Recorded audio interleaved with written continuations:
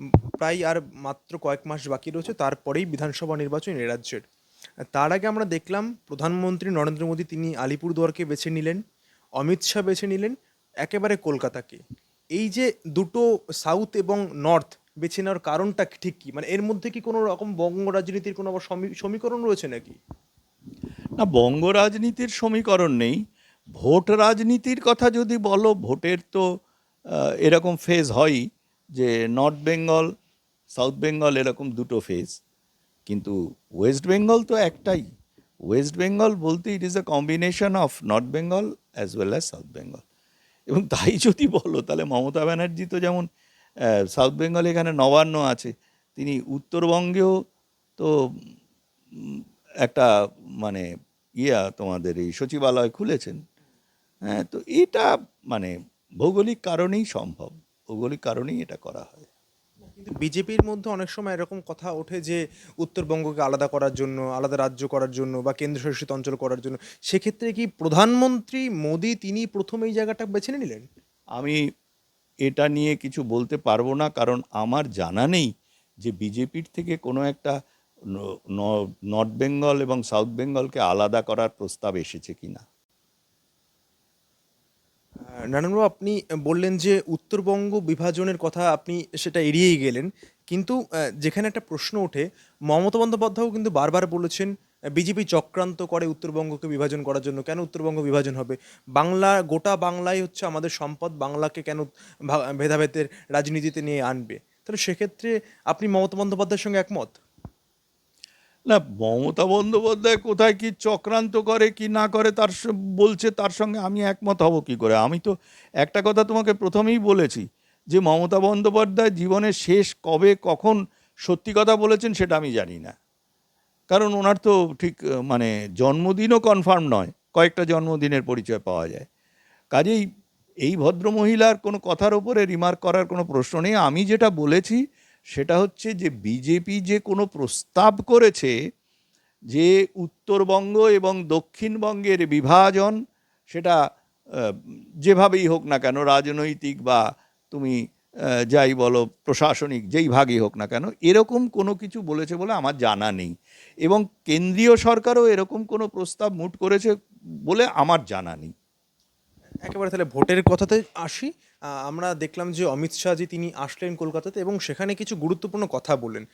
একটা প্রসঙ্গ তিনি তুললেন যে গত বিধানসভা হোক বা লোকসভার হিসাব খতিয়ান তিনি তুলে ধরলেন এবং পাশাপাশি তিনি এমনটা বললেন যে 143টা এরকম আসন রয়েছে, বুথ রয়েছে যেখানে বিজেপি প্রায় 40% ভোট পেয়েছে। সেখানে যদি আরও 4 থেকে 5% আসন বাড়ানো যায়, ভোট বাড়ানো যায়, তাহলে অনায়াসে বিজেপি বাংলায় ক্ষমতা দখল করতে পারবে। এই যে ক্যালকুলেশনটা আপনি মানছেন? দেখো, এটা যখন উনি বলছেন, আমি তো নিজেই ক্যালকুলেশনটা করিনি, কাজে মানা না মানার প্রশ্ন আসে না। উনি যখন বলছেন, দেশের স্বরাষ্ট্রমন্ত্রী, তিনি দলীয় সভায় এসে কথা বলেছেন, তিনি নিশ্চয়ই ক্যালকুলেশন করেই এসছেন। গ্রাউন্ড রিয়েলিটি আপনার কি মনে হয়? আপনি বাংলার মানুষ, আপনি বঙ্গ সন্তান, আপনি দীর্ঘদিন ধরে একটা রাজনৈতিক, আপনি সচেতন মানুষ, আপনার কি মনে হয়? দেখো, একটা জিনিস তোমাকে বলতে পারি, আমার পশ্চিমবঙ্গের রাজনীতিতে এখন মনে হচ্ছে একটা রাজনৈতিক শূন্যতা তৈরি হয়েছে। সেই শূন্যতা মানে পশ্চিমবঙ্গের যে সর্বব্যাপী সর্বগ্রাসী দুর্নীতি পশ্চিমবঙ্গের মানুষ আজকে দেখছে শাসক দল এবং প্রশাসনের তরফ থেকে, সেই জায়গায় মানুষ কিন্তু বীতশ্রদ্ধ। আর একটা কথা যেটা আমরা সবসময়ই জেনে এসেছি, যেটা ধ্রুব সত্য, যে মানুষকে ঘুষ দিয়ে বা মানুষকে ওই ডোল দিয়ে আজীবন কিন্তু সুখী রাখা যায় না বা আজীবন অনুগত রাখা যায় না। সুতরাং মমতা ব্যানার্জির সরকার যে এইসব বিভিন্ন লক্ষ্মীশ্রী, বঙ্গশ্রী, বিশ্রী, কুশ্রী অনেক কিছু করছেন, তার বদলে যদি সত্যিকারের উন্নয়ন হতো, শিল্প যদি হতো, এবং এখানে যদি মানুষের অন্নসংস্থান, রোজগারের বন্দোবস্ত তিনি করতে পারতেন, তাহলে হয়তো এতটা সমাজে ক্ষোভটা থাকতো না। এখন এই ক্ষোভকে বিরোধী দল খুব স্বাভাবিক কারণেই মানে কি বলবো, এক্সপ্লোর করতে চেষ্টা করবে। সেই হিসেবে বিজেপি এই চেষ্টা করছে, এটা কোনো অপরাধ নয়। সিপিএমরাও তো চেষ্টা করছে, কংগ্রেসও তার মতো চেষ্টা করছে। কিন্তু সব দলেরই একটা কি বলবো যে একটা বাধ্যবাধকতা আছে। আমি মমতা ব্যানার্জির যে মুখের বিপরীতে আরেকটা মুখ দাঁড় করানোর মতো অবস্থা দেখতে পাচ্ছি না। তবে এটাও ঠিক যে বিজেপির যে স্ট্র্যাটেজি, বিজেপি যেভাবে নির্বাচন লড়ে, সবসময়ই সব জায়গায় যে একটা মুখ থাকে তার কোনো মানে নেই। যেমন দিল্লির নির্বাচনে, গত দিল্লির বিধানসভা নির্বাচনে যিনি নির্বাচনোত্তর পরিস্থিতিতে মুখ্যমন্ত্রী হলেন, তিনি তো মুখ্যমন্ত্রীর মুখ ছিলেন না। কাজেই বিজেপির মতো স্ট্র্যাটেজি তৈরি করবে। আমি বিজেপির স্ট্র্যাটেজি তৈরি করার জায়গায় নেই বলে আমি সেখানে কমেন্ট করতে পারবো না। তবে আমি এটুকু বলতে পারি যে পশ্চিমবঙ্গের বর্তমান শাসকের বিরুদ্ধে সাধারণ মানুষের ক্ষোভ বিক্ষোভ আছে। এবং অমিত শাহজি একটা কথা যেটা বলেছেন, সেটা তো আমার মনে হয় তাদের চরম বিরোধী সিপিএমরাও মেনে নেবে, যে পশ্চিমবঙ্গের নির্বাচন কিন্তু স্বাধীন ও মানে হীন হয় না। পশ্চিমবঙ্গের রাজনীতিতে গুলোর জোর, খুনোখুনি, মারামারি এবং পুলিশি হস্তক্ষেপ আর যে কি বলবো হিংসা সবচেয়ে বড়। এটা কিন্তু শুধু নির্বাচনের দিনই হয় না, নির্বাচনের আগের থেকে নির্বাচনের পরবর্তী বেশ কিছুদিন অবধি এই জিনিসটা চলে পশ্চিমবঙ্গের। এর কারণ আমি ডিটেলসে বহু জায়গায় বহুবার বলেছি, লিখেছি, সেগুলো তো সবাই জানেন। সেই জায়গাটাকে যদি বন্ধ করা যায়, ফ্রি অ্যান্ড ফেয়ার ইলেকশন যদি হয়, তাহলে আমার ধারণা যে পশ্চিমবঙ্গে বর্তমান যে শাসক আছে তাদের পরিবর্তন অবশ্যম্ভাবী। আমি নির্বাচনের প্রসঙ্গ আপনি তুললেন, সেটা আমি পরে আসছি। কিন্তু আপনি তার আগে একটা গুরুত্বপূর্ণ কথা বললেন যে বর্তমান পরিস্থিতিতে দাঁড়িয়ে মমতা বন্দ্যোপাধ্যায়ের একেবারে প্রতিদ্বন্দ্বী হিসেবে কাউকে আপনি এখনো পর্যন্ত দেখতে পাচ্ছেন না। কিন্তু অমিত শাহজি তিনি যখন মঞ্চে কালকে উঠলেন, প্রথমে একটা কথা দিয়ে শুরু করলেন যে মমতা বন্দ্যোপাধ্যায় যাকে দেখে ভয় পায় তিনি বিরোধী দলনেতা শুভেন্দু অধিকারী। তাহলে তাহলে কি শুভেন্দু অধিকারীকে আপনার প্রতিদ্বন্দ্বী মনে করছেন না মমতা বন্দ্যোপাধ্যায়ের? দেখো, শুভেন্দুবাবু নিঃসন্দেহে বর্ষীয়ান নেতা এবং বিজেপির এই মুহূর্তে যে রাজনৈতিক ক্রিয়াকর্ম তার অন্যতম পুরোধা। এবং মমতা ব্যানার্জির দল বিজেপির যে নেতৃত্বের, পশ্চিমবঙ্গের যে নেতৃত্বের বিরুদ্ধে সবচেয়ে বেশি ক্ষিপ্ত এবং কুৎসা ছড়িয়ে বেড়ায়, তার নাম কিন্তু শুভেন্দু অধিকারী। কাজেই শুভেন্দুবাবু, আমি যেটা বলতে চেয়েছি তুমি ঠিক সেটা বললে না। শুভেন্দুবাবু মমতার বিরোধী মুখ নয় এ কথা কিন্তু আমি বলিনি। আমি যেটা বলেছি যে বিজেপি কিন্তু কোনো একটা মুখকে সামনে রেখে কোনো নির্বাচনে যায় না। সেই হিসেবে আমি তার উদাহরণ হিসেবে দিল্লির নির্বাচনের কথা বলেছি। শুভেন্দুবাবু পরিষদীয় দলনেতা এখন। পরবর্তীকালে বিজেপি যদি মেজরিটি পায়, বিজেপির সর্বভারতীয় নেতৃত্ব এবং বিশেষ করে আমাদের যে ইলেক্টেড বিধানসভা থাকবে, তারা শুভেন্দুবাবুর নেতৃত্বে যদি রাজ্যতে বিজেপির সরকার হয়, সেটা হবে। শুভেন্দুবাবুকে মুখ্যমন্ত্রী প্রজেক্ট ভাবছেন আগামী দিনে? আমি ভাবছি না। আমি যেটা ভাবছি, আমি শুভেন্দুবাবুকে ভাবছিও না, তাকে নাও করছি না, কিছুই না। আমি যেটা ভাবছি সেটা হচ্ছে বিজেপি যেটা করে থাকে সেটা হচ্ছে ভোটের আগে কিন্তু কোনো একজন মানুষকে মুখ্যমন্ত্রী হিসেবে তারা প্রজেক্ট করে না। আমি এই জায়গাটাই বলতে চাইছি। প্রত্যেকটি বিজেপি কিন্তু ব্যক্তি বিশেষের রাজনীতির ওপর, ক্যারিশমার ওপরে বা কাজের ওপরে ডিপেন্ড করে থাকে না।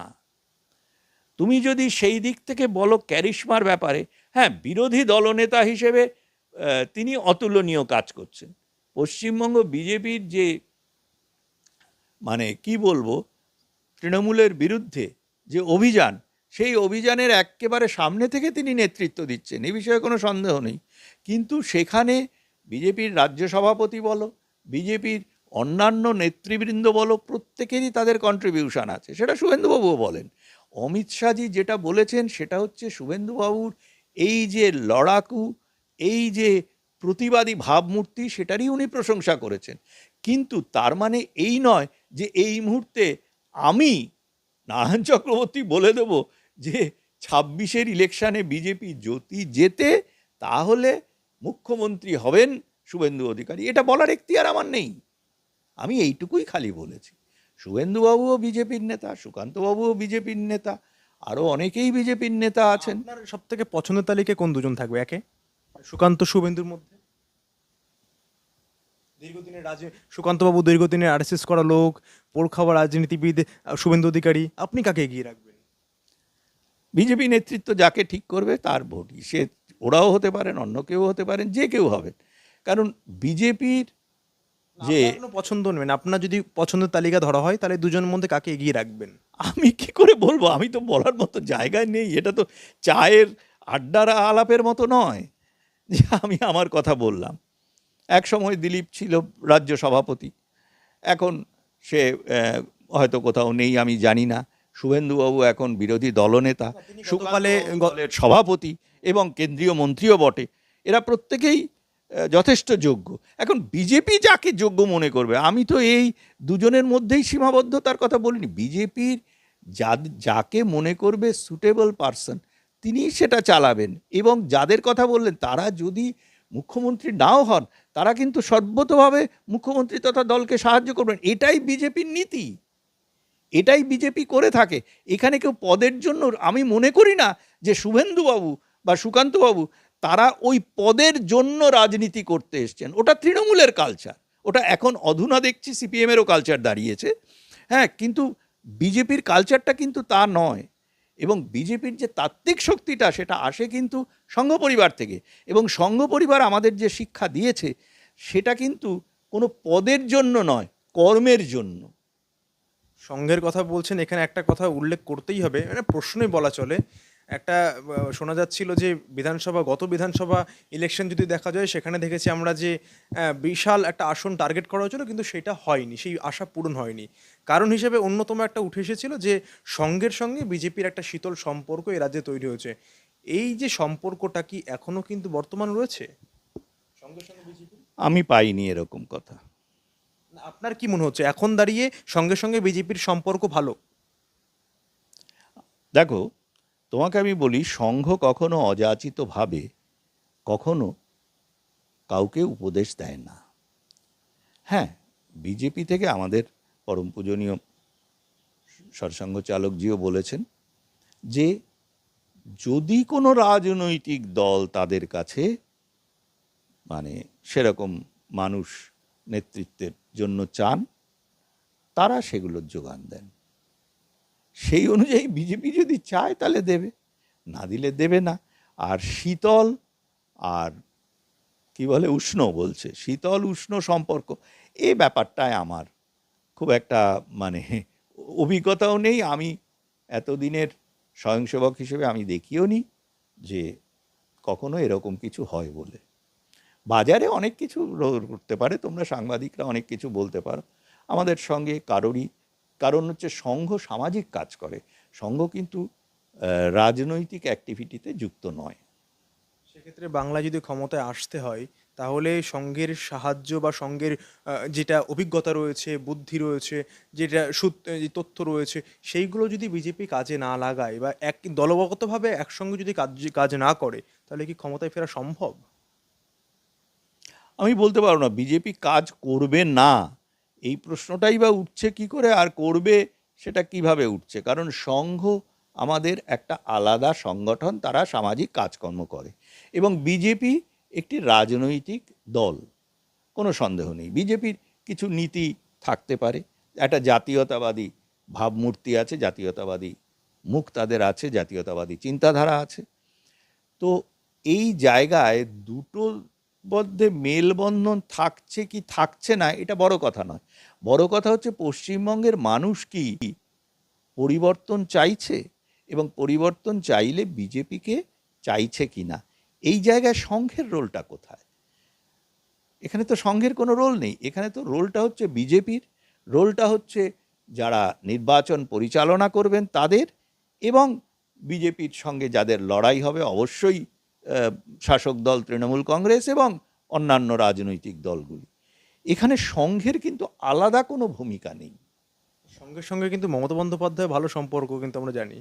একসময় বলতে শোনা গেছে তাকে দুর্গার সঙ্গে মা দুর্গার সঙ্গে তুলনা করা হয়েছিল।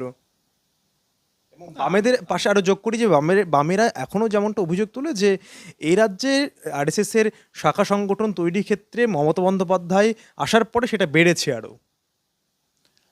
দেখো, আমি এ ব্যাপারে কোনো কিছু বলবো না, তবে বাম অনেক নেতাই গোপনে যোগাযোগ করে যে বিভিন্ন পজিশানে, বড় বড় পজিশানে বসার জন্য, যাতে তাদেরকে সমর্থন করা হয়।